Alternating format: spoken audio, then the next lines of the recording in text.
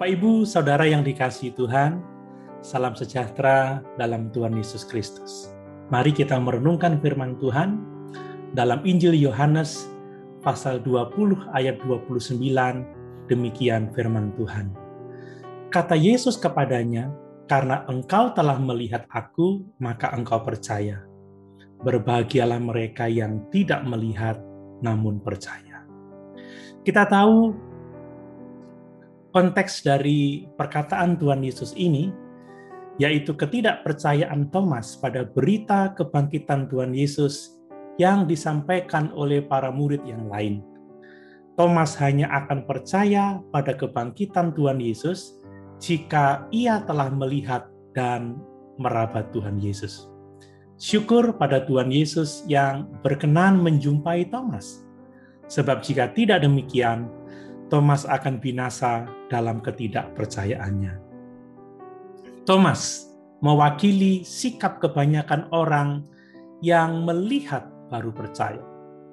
Orang yang hanya akan percaya pada apa yang dilihatnya dan tidak memikirkan atau mempercayai apa yang tidak dilihatnya.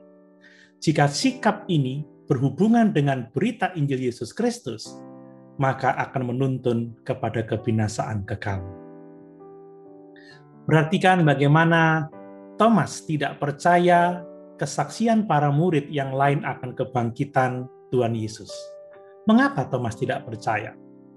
Thomas adalah orang dengan tipe tidak mudah percaya. Dia skeptis, dia pesimis. Sesungguhnya ia pantas dimarahi karena sikapnya ini. Bukankah ia telah 3,5 tahun bersama dengan murid-murid yang lain? Mereka sudah belajar saling percaya, namun sungguh sangat mengejutkan, Thomas tidak mempercayai teman-temannya. Thomas adalah tipe orang dengan sikap selalu ingin melihat dan meraba baru percaya. Padahal Thomas sudah banyak melihat mujizat.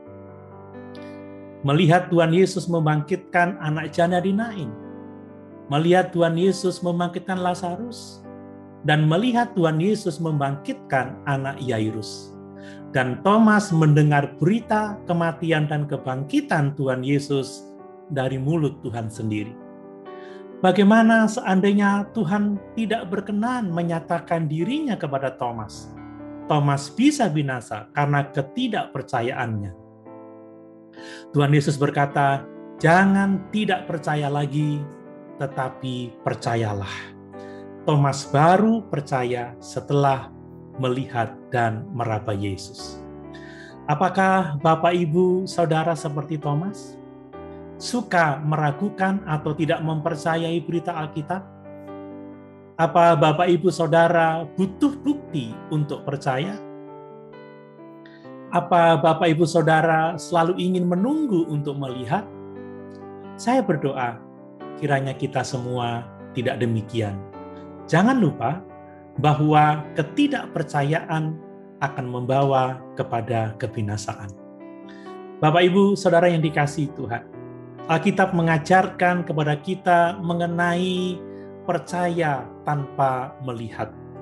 Tuhan Yesus menyatakan, "Berbahagialah mereka yang sekalipun tidak melihat, namun percaya."